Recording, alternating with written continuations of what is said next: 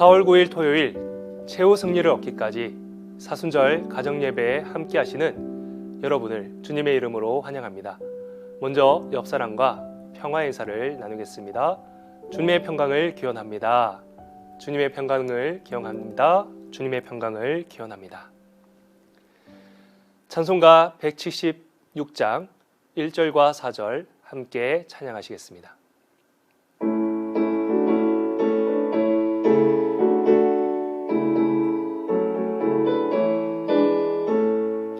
주 어느 때 다시 오실는지 아는 이가 없으니 등 밝히고 너는 깨어 있어 주를 반겨 맞으라.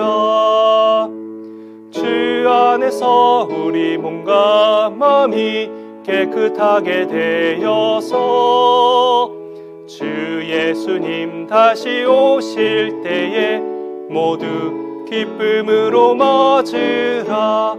주 예수님 언제 오실는지 한밤에나 낮에나 늘 깨어서 주님 맞는 성도 주의 영광 보겠네. 주 안에서 우리 몸과 마음이 깨끗하게 되어서 주 예수님 다시 오실 때에 모두 기쁨으로 맞으라. 오늘 가정에서 읽을 성경 말씀은 마태복음 22장 1절에서 14절입니다. 본문 중에서 주제 말씀인 11절에서 12절 말씀을 함께 읽어보겠습니다. 임금이 손님들을 보러 들어올세 거기서 예복을 입지 않은 한 사람을 보고 이르되 친구여 어찌하여 예복을 입지 않고 여기 들어왔느냐 하니 그가 아무 말도 못하거늘. 오늘 본문에서 예수님께서는 혼인잔치의 비유를 말씀하십니다. 이 비유는 청함과 택함이라는 주제를 가지고 있습니다. 오늘 말씀을 통해 비유의 의미와 청함을 받은 자로서의 자세를 알아보는 시간 되길 바랍니다. 첫째, 혼인잔치 참석을 거절함. 예수님께서는 천국이 자기 아들을 위해 혼인잔치를 베푼 임금과 같다는 비유를 말씀하십니다.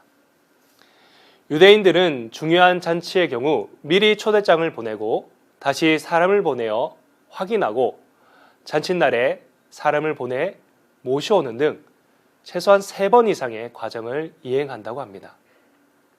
본문의 경우 잔칫날이 되어서 최종적으로 손님을 모셔오는 상황을 보여줍니다.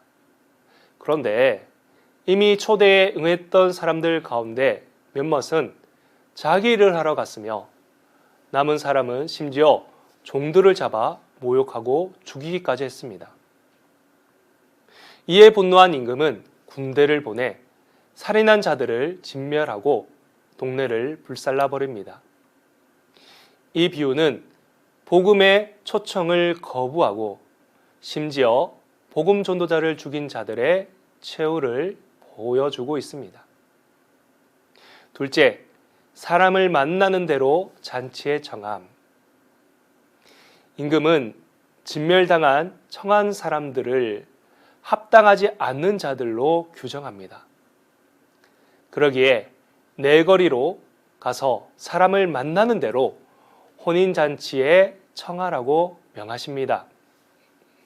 당시 내거리는 각 지방을 잇는 지방도로와 성으로 들어가는 길이 만나는 장소로 사람들이 붐비는 곳이었습니다. 이곳에는 이방인들도 있었습니다. 이제부터 초청받을 자의 자격은 철폐되고 내거리에서 만나는 모든 사람 중에 임금의 명령에 응한 자는 누구나 초청될 수 있음을 보여주고 있습니다. 그러기에 종들은 길거리에서 악한 자나 선한 자나 만나는 대로 모두 혼인잔치에 데리고 왔습니다. 셋째, 청함을 받은 자와 택함을 입은 자. 종들의 수고로 인해 잔치에 손님들이 가득 찼습니다. 그런데 임금은 잔치 자리에서 예복을 입지 않은 사람을 발견하게 됩니다.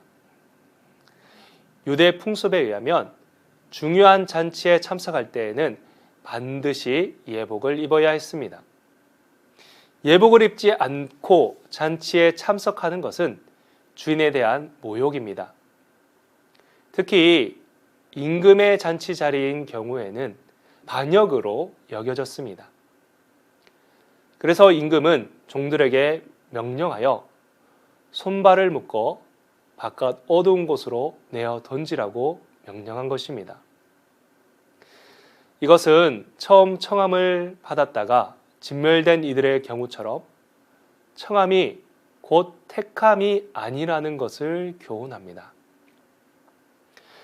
로마서 13장 14절 오직 주 예수 그리스도로 옷을 입고 정욕을 위하여 육신의 일을 도모하지 말라. 갈라디아서 3장 27절 누구든지 그리스도와 합하기 위하여 세례를 받는 자는 그리스도로 옷을 입었느니라.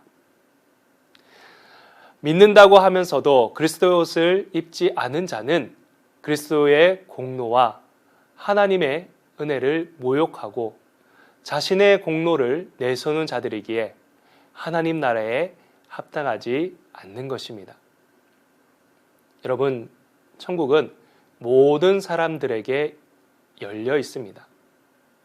하지만 그 초대를 받은 모든 사람이 잔치에 참여하는 것은 아닙니다.